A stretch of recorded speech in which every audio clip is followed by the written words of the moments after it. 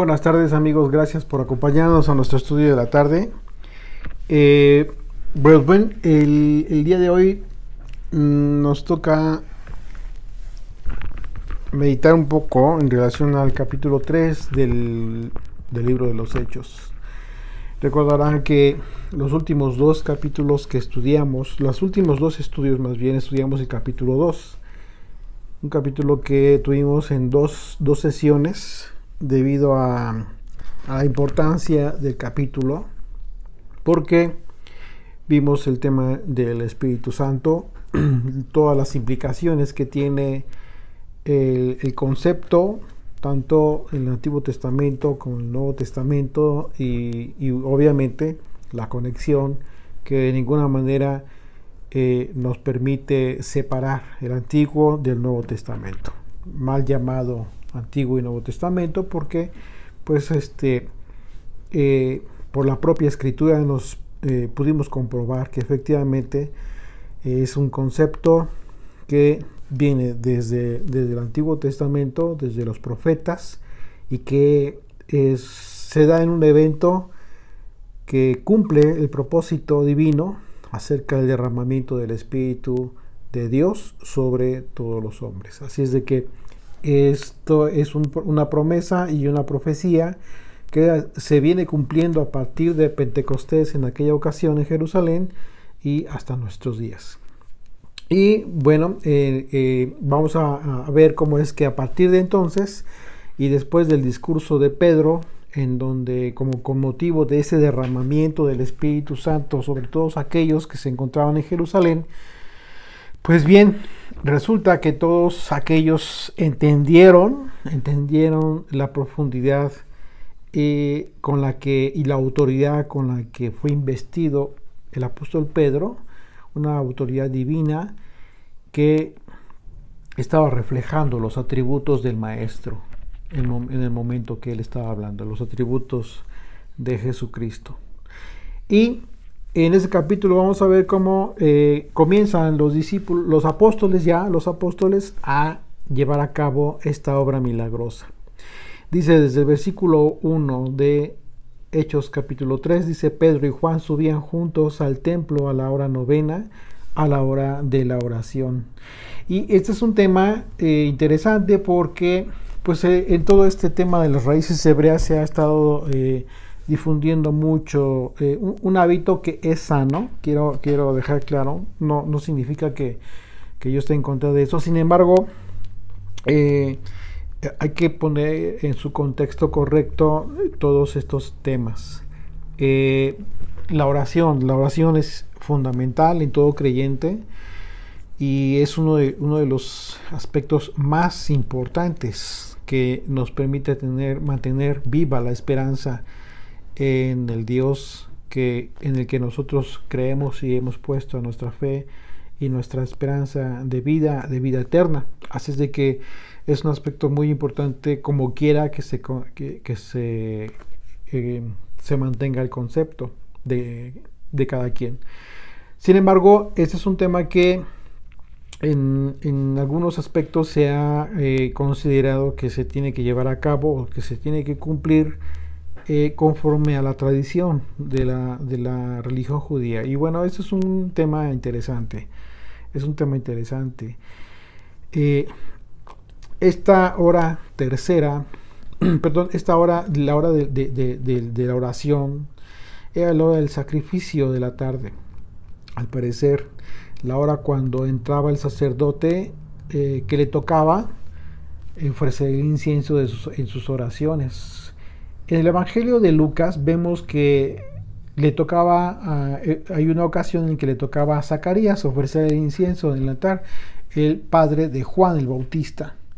Cuando él llevó a cabo esta tarea, fue cuando el ángel se le apareció. Y es interesante notar que este altar del incienso tiene que ver con esta oración. Esta era la hora de la oración. Dice Lucas 1, del 8 al 11.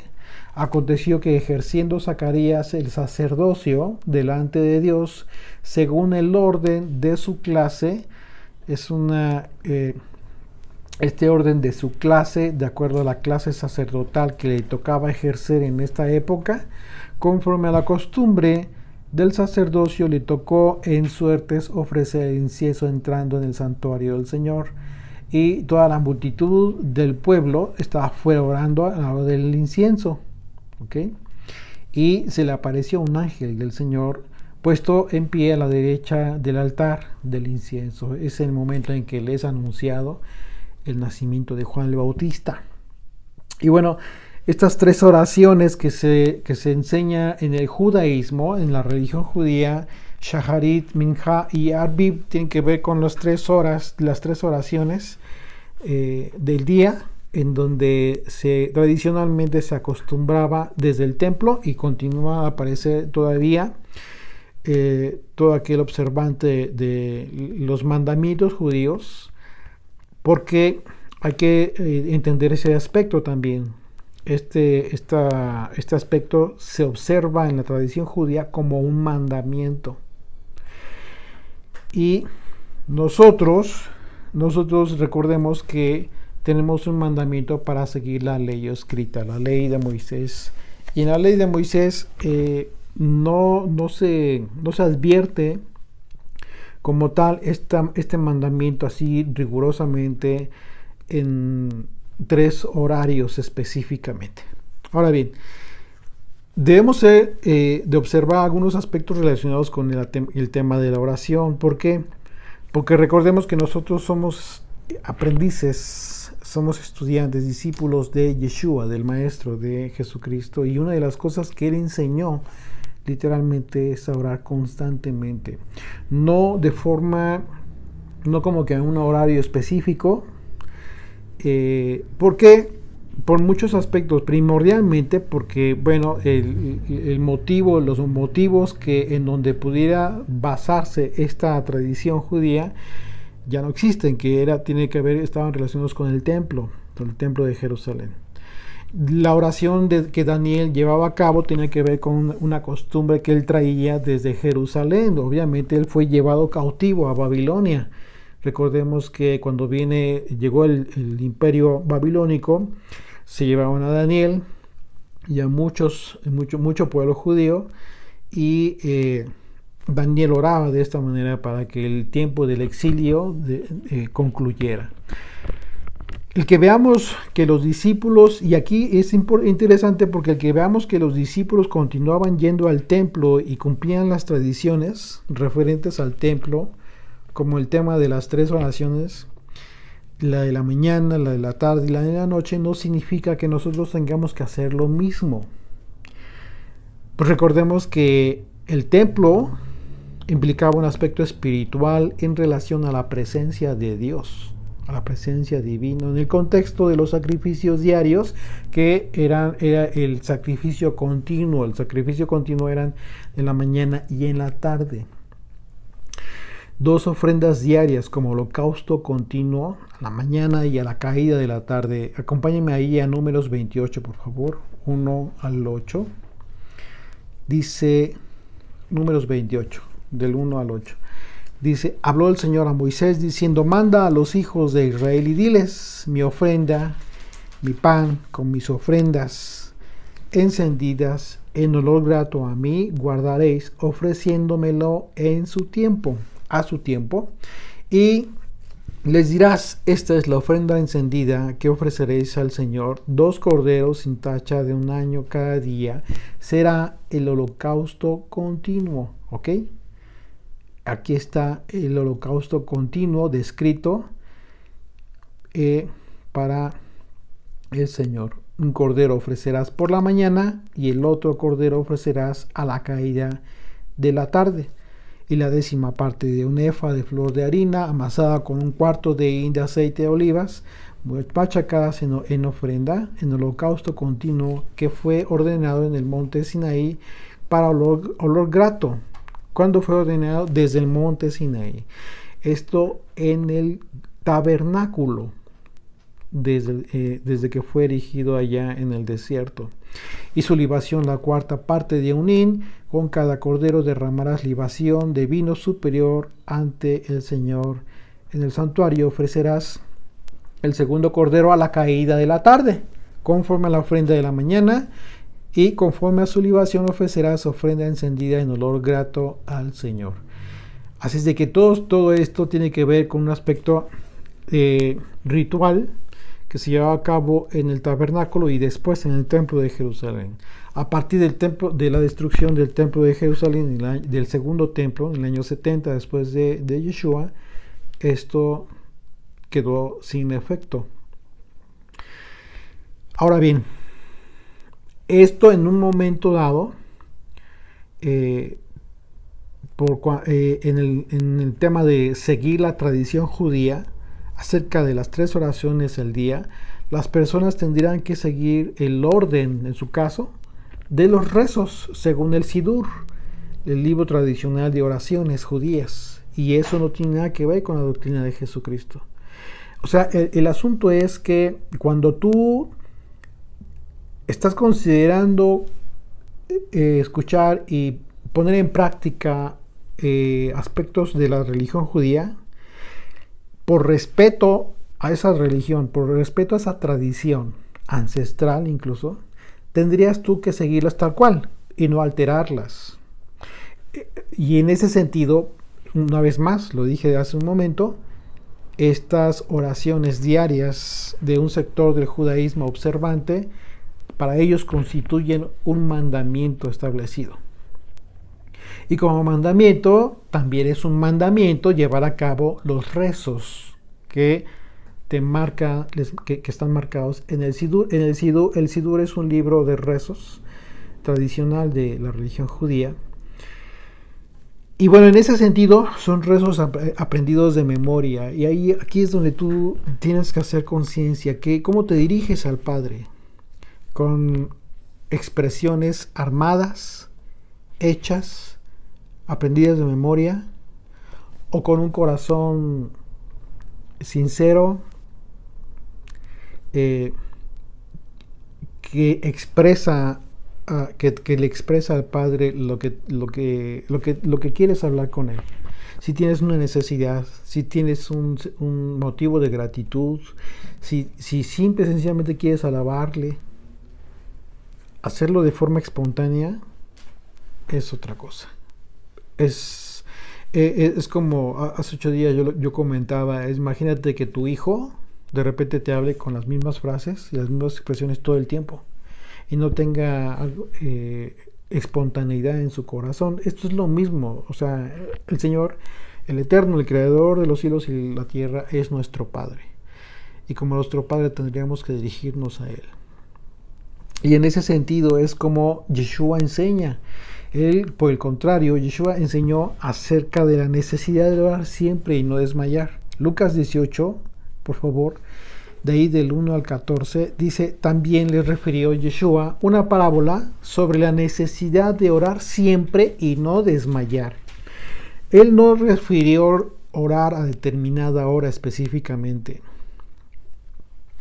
diciendo, había en una ciudad un juez que ni temía a Dios ni respetaba a hombre. Había también en aquella ciudad una viuda, la cual venía a él diciendo, hazme justicia de mi adversario. Y él no quiso por algún tiempo, pero después de esto dijo dentro de sí, aunque ni temo a Dios ni temo a hombre, sin embargo, porque esta viuda me es molesta, le haré justicia, no sea que viniendo de continuo me agote la paciencia. Y dijo el Señor, oíd lo que dijo el juez injusto. ¿Y acaso Dios no hará justicia a sus escogidos que claman a Él día y noche? No se refería a un horario, se refirió a, como lo dijo desde un principio, constante, todo el tiempo. ¿Se tardará en responderles? Os digo que pronto hará justicia. Pero cuando venga el Hijo del Hombre, ¿hallará fe en la tierra? Así de que y continúa ahí, dice ahí mismo, Verso 9 dice, a unos que confiaban en sí mismos, fíjense qué interesante esto, fíjense el tema de la oración, a unos que confiaban en sí mismos como justos, está hablando de los religiosos en aquel entonces, los religiosos judíos de aquel entonces, dijo también esta parábola. Dos hombres subieron al templo a orar. Una vez más, dos hombres subieron al templo a orar.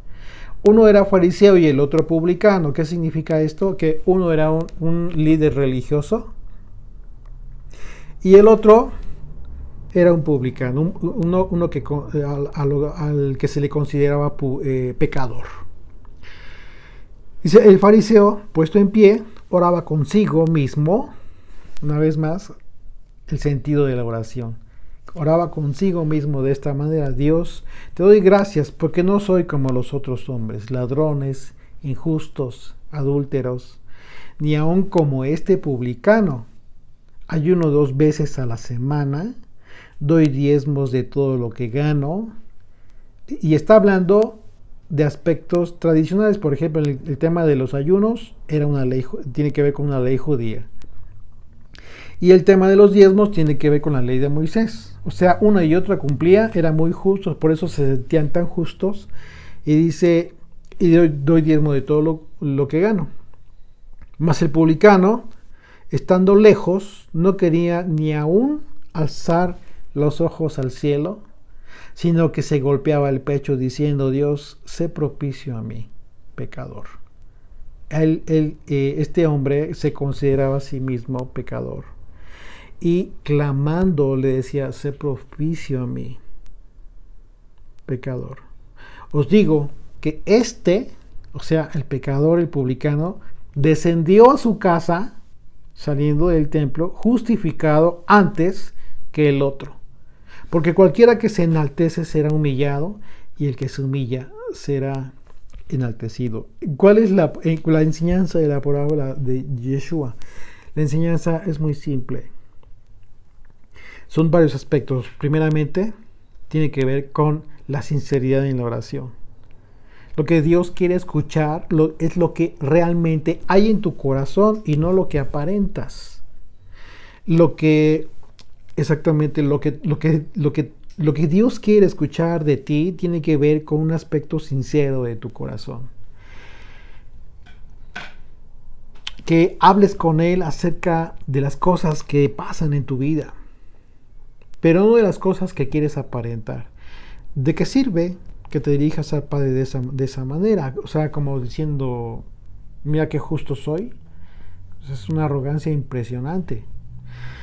De manera que el que Pedro y Juan hayan subido o hayan continuado con algunas tradiciones, ojo, relativas al templo, no significa que nosotros tengamos que continuar con esas tradiciones, que además de ya no existir el templo, tenemos muchas cosas por las que debemos orar en todo tiempo, sobre todo en estos tiempos. Así es de que hay que tratar de discernir este tema de la oración con madurez en la fe. La invitación es esa. O sea, y una vez más, quien quiera hacerlo 3 veces al día, pues por supuesto que es bueno. Hay gente que ni una vez al día ora. O sea, por favor. Pero el sentido de tu oración, la preocupación es esa, ¿no? O sea, la exhortación es que el sentido de tu oración sea de tu corazón, que no por el hecho de estar siguiendo tradiciones o como lo hace el pueblo judío, piensas que tenga que ser de cierta forma, porque incluso somos testigos. Mi esposa y yo somos testigos de personas que nos han confiado la preocupación de sus familiares que de repente han llegado al grado incluso de ese afán de aprenderse incluso los rezos en hebreo y decirlos tal cual cada vez que reciben el Shabbat, cada vez que hacen determinadas cosas. Es impresionante y es muy delicado, porque se están desconectando del aspecto espiritual espontáneo, natural, que todo hombre y toda mujer debería de tener. nosotros no estamos de acuerdo con los rezos aprendidos de memoria, jamás, de ninguna manera. Eso, de la manera de dirigirse a Dios no debe ser así. Es nuestra forma de pensar. Versículo 2 de Hechos 3 dice: y era traído un hombre cojo de nacimiento, a quien ponían cada día a la puerta del templo, que se llama La Hermosa. Y bueno, aquí vemos un aspecto totalmente como antagónico, ¿no? O sea, un hombre lisiado de por vida, o sea, de nacimiento, perdón, nació así, nació con este problema de salud, y lo ponían en la puerta, que se llama La Hermosa. Y imagínense, ¿no? Hasta parece que es a propósito. Para que pidiese, ¿qué? Dice, para que pidiese limosna de los que entraban en el templo. Aquí la palabra limosna es una traducción equivocada, porque en el griego la palabra que se utiliza significa compasión o beneficio, benevolencia, en este caso en favor de este hombre. Y el asunto es que a este hombre lo ponían aquí, en este lugar, y podemos leer que a este hombre le traían y lo ponían justo en la entrada del templo para que pidiera misericordia y compasión, que es la palabra correcta en realidad. A la hora de la oración, esto nos indica que en realidad la escena que nosotros podríamos ver ahí es que los que iban al templo a orar, y que la mayoría de las veces era para suplicar por compasión y la misericordia de Dios, justo antes tenían una prueba para su corazón. Iban a entrar, pero ahí tenían una prueba. ¿Por qué? Porque lo que este hombre cojo pedía a la gente era precisamente lo que la gente iba a pedir al templo: compasión y misericordia de Dios. Y bueno, verso 3 dice: cuando vio a Pedro y a Juan que iban a entrar en el templo, les rogaba que le diesen limosna. Pedro, con Juan, fijando en él los ojos, le dijo: míranos. Entonces él les estuvo atento, esperando recibir de ellos algo, mas Pedro dijo: no tengo plata ni oro, pero lo que tengo te doy. En el nombre de Jesucristo de Nazaret, levántate y anda. Y bueno, aquí la famosa expresión en el nombre de Jesucristo, que es Jesucristo es una palabra compuesta, es una palabra transliterada, compuesta de dos.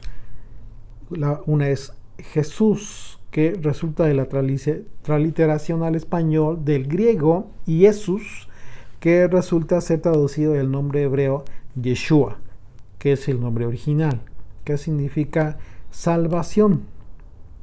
Y la palabra Cristo, que es la transliteración al griego de la palabra hebrea Mashiach, que significa ungido. Yeshua Mashiach. Así es de que en ese sentido el nombre en la cultura hebrea, lo veíamos en el estudio de la mañana, implica las enseñanzas, los atributos, las características de una persona. En el caso de Yeshua, que su nombre significa salvación, cuando decimos en el nombre de Yeshua, significa que nosotros mismos deberíamos estar siguiendo sus enseñanzas y sus atributos. ¿Por qué? Porque no tiene nada que ver con hablarlo, decirlo en el nombre de, no, es algo mucho más profundo. Les recomiendo que, si no estuvieron con nosotros en el estudio de la mañana, lo escuchen la grabación. Por ahí ya tenemos en SoundCloud, en el audio, y mañana vamos a publicar el video. Y bueno, hablamos de este tema también muy interesante, el tema del nombre. Así es de que este milagro, ese milagro de estos dos apóstoles, de Pedro y de Juan, es el cumplimiento de la profecía de Yeshua justo antes de que ascendiera al Padre. ¿Por qué? Porque Yeshua fue lo que les dijo. Entonces los que se habían reunido preguntaron diciendo: Señor, ¿Restaurarás al reino a Israel en este tiempo? Y le dijo, no os toca a vosotros saber los tiempos o las sazones que el Padre puso en su sola potestad, pero recibiréis poder, y aquí está. Este es el cumplimiento de esta promesa. Recibiréis poder cuando haya venido sobre vosotros el Espíritu Santo, que fue lo que vimos en el capítulo anterior, en el capítulo 2 de Hechos. El derramamiento del Espíritu Santo sobre todos estos. Dice, cuando haya venido sobre vosotros el Espíritu Santo, y me seréis testigos en Jerusalén, en Judea, en Samaria y hasta el último de la tierra. Y bueno, aquí está el testimonio precisamente del poder de Jesucristo en estos apóstoles. Yeshua, a través de los apóstoles, continuaba restaurando, sanando, purificando por medio del Espíritu Santo, que fue precisamente ese poder que vino sobre ellos. Esa es la razón por la que en primera instancia hacían estos milagros en el nombre de Yeshua. Esta expresión conlleva dos aspectos importantes. Primero, la obra sobrenatural que acontece en el espíritu de las personas, primeramente antes de poder ser sanadas físicamente, lo cual puede llevar tiempo, ya que en ocasiones y no siempre, las enfermedades pueden ser consecuencia de alguna circunstancia en el espíritu. Y esto es importante tomarlo en cuenta, pero no siempre. Equivocadamente se ha llegado a considerar por algunas personas que toda enfermedad se debe a un aspecto espiritual. No necesariamente, hay que tener mucho cuidado con esto. Y como segundo aspecto importante, que las personas vivan una fe coherente con lo que representa el nombre de Jesucristo.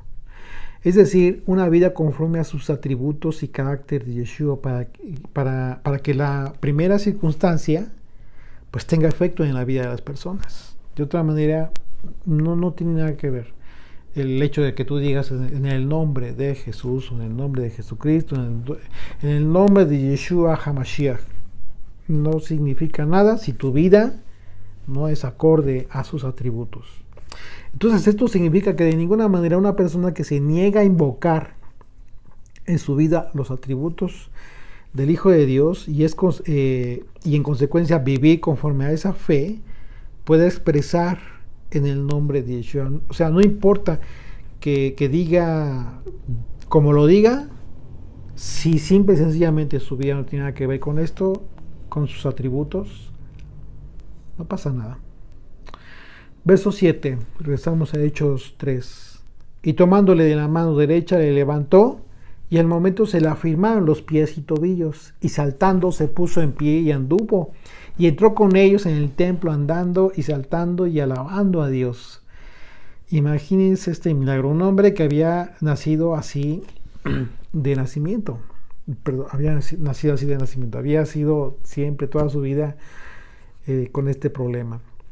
Una vez más, la confirmación de que la restauración de Israel había comenzado con las lluvias tempranas, como lo anunció el profeta Isaías, como la profecía que anuncia el futuro de Sión, el glorioso futuro de Sión.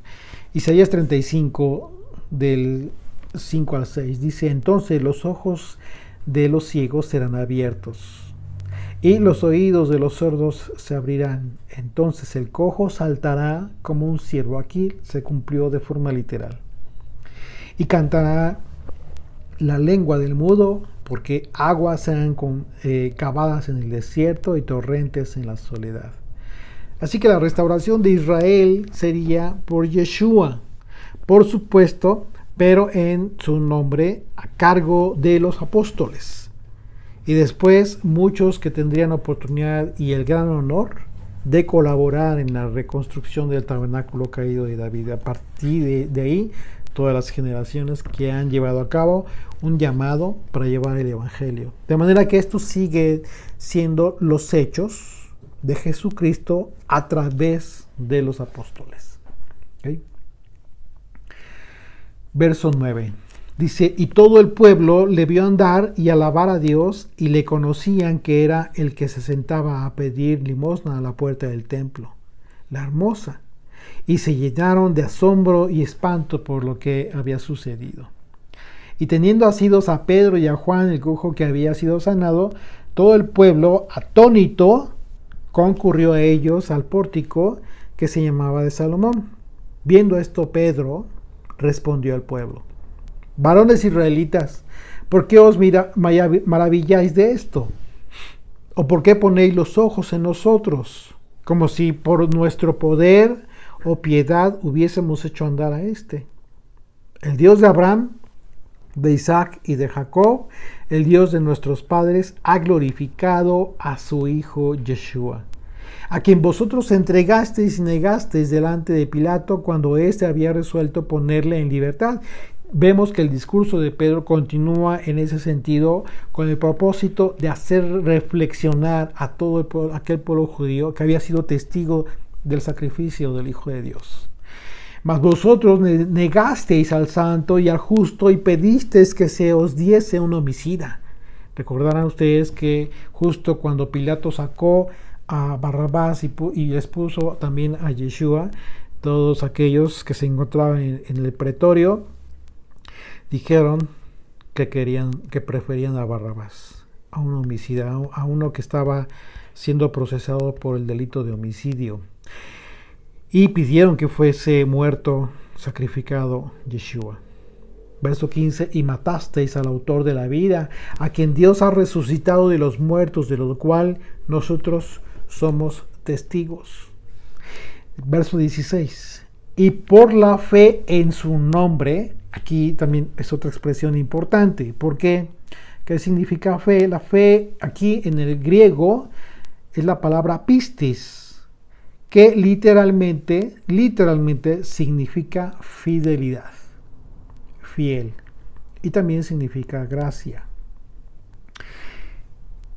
En su nombre, y aquí nombre tiene que ver con la palabra ónoma, la palabra griega ónoma, que literalmente significa autoridad, carácter.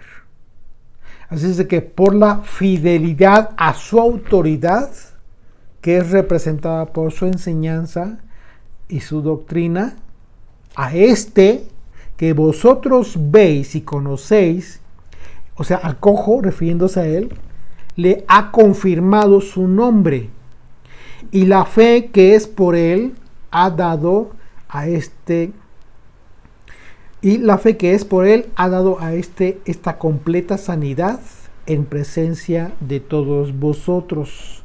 Así es de que podemos entender esta expresión del apóstol Pedro. Dice: y por la obediencia a su autoridad, a la autoridad de Jesucristo, a este que vosotros veis y conocéis, le ha confirmado. Es decir, lo que ellos hicieron no es por sus atributos propios.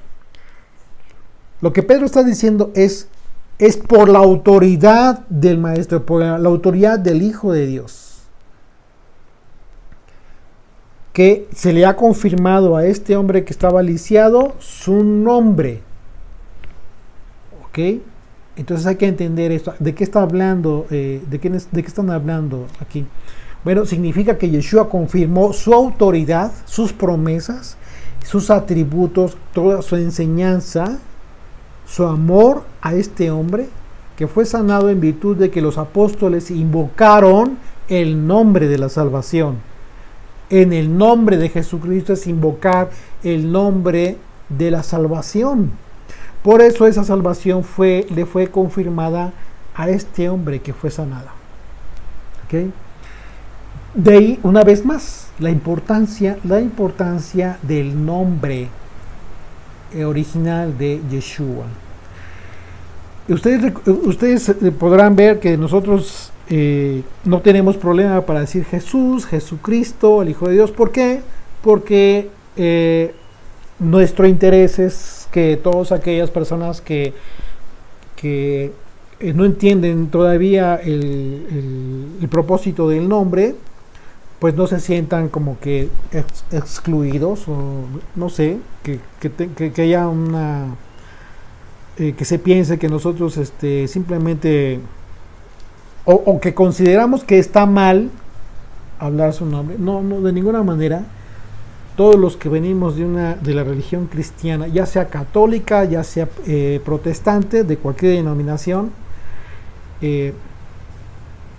por misericordia del Señor, estamos aquí, conocemos su nombre, conocemos el verdadero nombre del Señor y el propósito de su verdadero nombre, y de ninguna manera podríamos considerar que es pecado, como que pecado, un gran pecado, es decir Jesús, Jesucristo. Eso es un error, y de falta de madurez también. Así es de que por eso nosotros no tenemos ningún problema con mencionar el nombre griego del Hijo de Dios.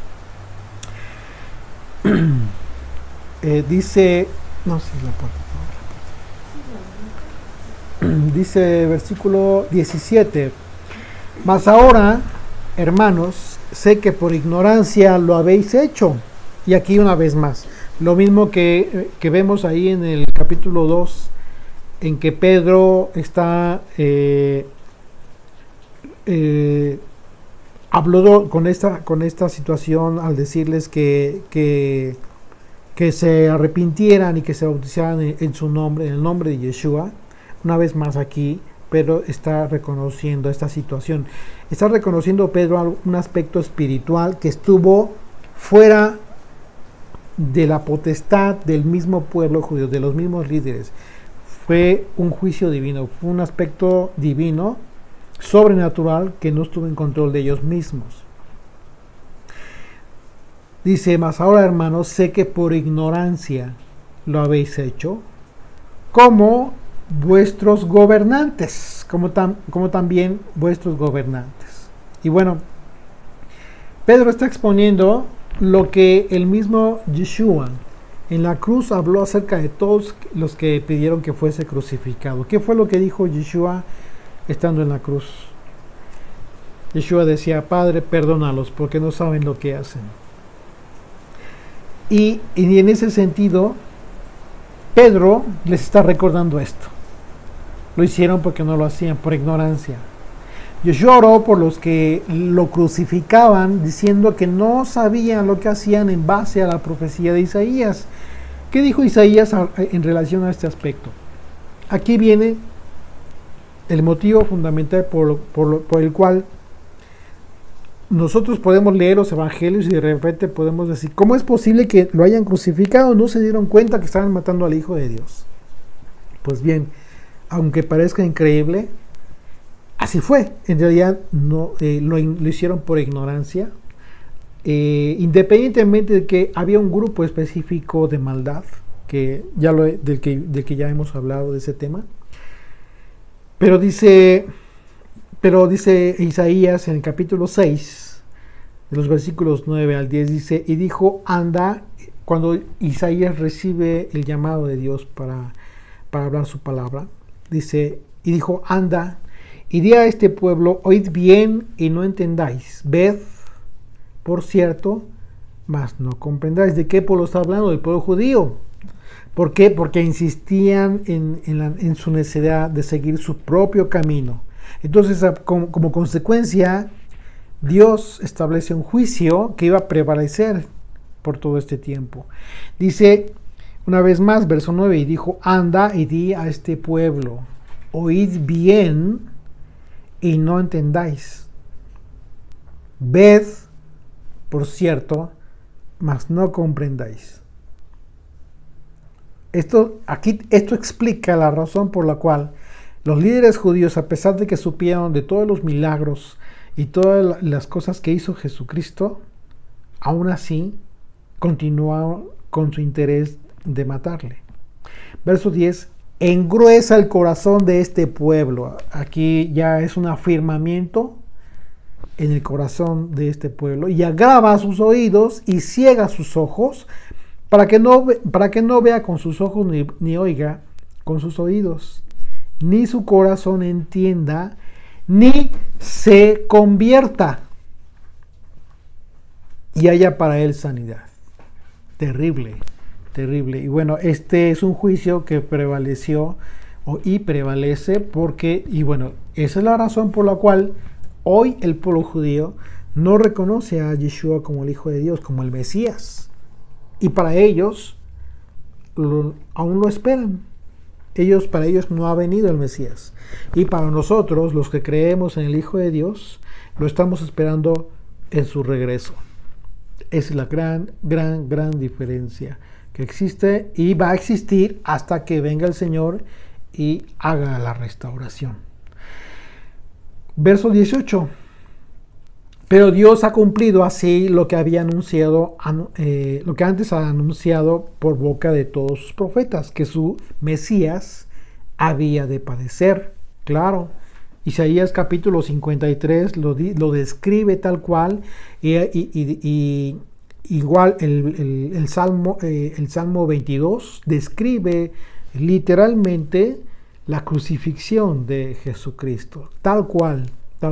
David vio lo que sucedía con la descendencia, con su linaje, con Yeshua. Así que arrepentíos y convertíos. Una vez más, les está diciendo lo mismo que se les dijo en el capítulo 2 a aquellos que se convirtieron, que fueron 3,000. Aquí les dice a estos que vieron sanado a este cojo: arrepentíos y convertíos. Entonces, la pregunta es, ¿tienes que arrepentirte y convertirte para iniciar una religión? Pedro jamás dijo estas palabras en el contexto de iniciar una nueva religión. De ninguna manera. Todos estos a los que les hablaron los apóstoles fueron judíos que comenzaron a creer en Jesucristo por testimonio de su nombre, por el testimonio de su autoridad. Una autoridad sobrenatural que era ejercida a través de los apóstoles. Algo que jamás se adjudicaron, sino que por el contrario, siempre dirigieron esta gloria y la honra al Rey de Israel, a Yeshua. Por eso, la respuesta de ellos: ¿por qué nos miran a nosotros? Esto es por obra de Yeshua. Una vez más, verso 19, así que arrepentíos y convertíos para que sean borrados vuestros pecados, para que vengan de la presencia del Señor tiempos de refrigerio. Y Él envía a Jesucristo, que os fue antes anunciado, a quien de cierto es necesario que el cielo reciba hasta los tiempos de la restauración de todas las cosas. Y bueno, ya hablamos en la mañana también de este tema, cuando Jesucristo dijo que de la ley no pasará ni una tilde ni una jota hasta que pasen el cielo y la tierra. Ese es el tiempo de la restauración de todas las cosas de la que está hablando aquí. Pedro dice una vez más, a quien de cierto es necesario que el cielo reciba hasta los tiempos de la restauración de todas las cosas de que habló Dios por boca de sus santos profetas que han sido desde el tiempo antiguo. Una vez más, Pedro está confirmando que nada de lo que estaba sucediendo era un nuevo movimiento religioso, de ninguna manera, sino el inicio de la restauración de Israel. Y aquí hay esa confusión, porque si hay un inicio, por supuesto hay cosas nuevas, claro que sí, pero no un movimiento religioso de ninguna manera, sino el inicio de la restauración, el inicio de la restauración de todas las cosas. ¿Y qué es lo que se iba a restaurar? Lo que se afectó, lo que venía ya perjudicado. ¿Ok? Así es de que no nace, sino comienza la restauración, una restauración que llegaría hasta el tiempo de que todas las cosas fuesen restauradas, y entonces regresará nuestro Señor. Verso 22 dice, porque Moisés dijo a los padres. ¿Quiénes son los padres? ¿A quién está refiriendo? A los que salieron de Egipto, a aquellos que estuvieron en el desierto. Dijo, el Señor vuestro Dios os levantará profeta de entre vuestros hermanos, como a mí. A él oiréis en todas las cosas que os hable. Fíjense lo que está diciendo aquí Pedro. Porque Moisés dijo a los padres, aquellos antiguos, el Señor vuestro Dios os levantará profeta de entre vuestros hermanos como a mí. A él oiréis en todas las cosas que os hable. Aquí el asunto es de que, por ejemplo, en el caso del pueblo judío, ellos escuchan a Moisés y tienen en una alta estima a Moisés, por supuesto, y eso es bueno. Sin embargo, no escucharon al profeta que fue levantado de entre los hermanos. No lo escucharon. Verso 23, y toda alma que no oiga, dice, y toda alma que no oiga a aquel profeta será desarraigada del pueblo. Terrible. Y esto lo vemos en Deuteronomio capítulo 18. Una vez más, vemos que los apóstoles todo el tiempo están citando la Torah, están citando los mandamientos. Aquí hay un mandamiento. Este es uno de los tantos mandamientos que hay en la Torah. Deuteronomio 18, de los versículos 15 al 19, dice, profeta de en medio de ti, y aquí está hablando Moisés. Profeta de en medio de ti, de tus hermanos, como yo, te levantará el Señor tu Dios, a él oiréis, conforme a todo lo que pediste al Señor tu Dios en Horeb, el día de la asamblea, diciendo, no vuelva yo a oír la voz del Señor mi Dios, ni vea yo más este gran fuego, para que no muera. Tuvieron miedo, y esto ya lo vimos en el estudio de Hechos capítulo 19, hace 8 días, cuando el pueblo tuvo miedo de escuchar aquel sonido. Éxodo capítulo 19, cuando vimos cuando el pueblo estuvo escuchando este gran sonido de trompeta, con el que el Señor estaba anunciando su presencia y descendió al monte, en el monte Sinaí. Dice, no vuelva yo a oír la voz del Señor mi Dios, ni vea yo más este gran fuego para que no muera. Y el Señor me dijo, han hablado bien en lo que han dicho. Profeta les levantaré de en medio de sus hermanos como tú. Y pondré mis palabras. ¿De qué está hablando? Aquí está hablando Dios de Jesucristo, del Hijo. Y pondré mis palabras en su boca, y él les hablará todo lo que yo le mandé. Una vez más, vemos muy claramente que no está desconectado todo lo que sucedió desde entonces hasta el tiempo de los apóstoles, sino que continúa, es una continuidad acerca de todas las hazañas de Dios en su pueblo y de todos aquellos que fueron designados para dar testimonio de sus maravillas.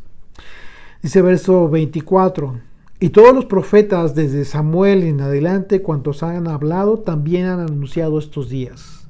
Vosotros sois los hijos de los profetas y del pacto que Dios hizo con nuestros padres, diciendo a Abraham, en tu simiente serán benditas todas las familias de la tierra. Una vez más, Génesis capítulo 22, 15 al 8, es cuando, aquí está refiriendo lo que habló Dios con Abraham. Dice, y llamó el ángel del Señor a Abraham, que por segunda vez desde el cielo, y dijo, por mí mismo he jurado, dice el Señor, que por cuanto has hecho esto y no me has rehusado tu hijo, tu único hijo, cuando iba a sacrificar a Isaac, de cierto te bendeciré y te multiplicaré tu descendencia como las estrellas del cielo y como la arena que está a la orilla del mar, y tu descendencia poseerá las puertas de sus enemigos. En tu simiente serán benditas todas las naciones de la tierra, por cuanto obedeciste a mi voz. Y bueno, continúan hablando y vamos a ver todo el libro de los Hechos y todas las cartas del Nuevo Testamento, que siempre van a hacer una referencia a todo el Antiguo Testamento. Y eso es una prueba muy clara de que esto no iba a iniciar ninguna nueva religión de ninguna manera, sino que iba a iniciar la restauración de todas las cosas. Verso 26, a vosotros primeramente, una vez más, verso 25 dice, vosotros sois los hijos de los profetas y del pacto que Dios hizo con vuestros padres, diciendo a Abraham, en tu simiente serán benditas todas las familias de la tierra. A vosotros primeramente, Dios, habiendo levantado a su Hijo, lo envió para que os bendijese, a fin de que cada uno se convierta de su maldad. Es decir, ¿a quién le estaba hablando? Les estaba hablando a los judíos. La maldad tiene que ver con el concepto de pecado. De acuerdo a 1 de Juan 3:4, Juan describe el concepto de pecado. Todo aquel que comete pecado infringe también la ley. Pues el pecado es infracción de la ley, así muy sencilla. No hay necesidad de andar buscando conceptos de pecado de forma filosófica. La Escritura lo describe muy sencilla en un versículo muy pequeño. El pecado, si tú quieres conocer lo que es pecado, es la transgresión a la ley. ¿De cuál ley estaba hablando Juan? De la ley de Moisés. No había otra ley para que estuviera exponiendo el tema del pecado, la ley de Moisés. De manera que atendiendo a la definición de pecado, convertirte de tu maldad es literalmente que busques ya no estar fuera de la ley a fin de que no continúes tu vida transgrediendo la ley que fue entregada a Moisés y que es la voluntad de Dios plasmada por escrito. Y esta es una gran bendición, que la tengamos por escrito, como legado a todo aquel que busca la santidad como preámbulo para la vida eterna. Así es de que nuestra oración que sea que el Señor nos permita prosperar en este propósito, mis queridos amigos. Vamos a orar, por favor. Señor, gracias por este tiempo, gracias por este día de reposo en el que nos has permitido meditar un poco más de tu palabra y tener este gran honor, Señor, de compartir con los amigos, con los hermanos de la fe, lo que tú nos has permitido entender de tu palabra, Señor, de tu bendita palabra. Gracias, bendito Rey, porque esto es un regalo que a nosotros nos permite prepararnos precisamente para el tiempo de tu regreso, Señor. Te rogamos, Señor, por tu pueblo, por Israel y en todas las naciones del mundo que se encuentra disperso, por las necesidades de todo tu pueblo, Señor. Cualquier tipo de necesidad que tengan. Y en esta ocasión hemos aprendido, Señor, que cualquier cosa que pidamos en el nombre de Jesucristo, en el nombre de Yeshua, tenemos también la obligación de actuar en consecuencia, de tener una vida conforme a los atributos de aquel que invocamos, que es la salvación. Gracias, Señor, por ser tan bueno con nosotros y enseñarnos de esta manera. En su nombre, en el nombre de la salvación, en el nombre de Jesucristo oramos. Amén.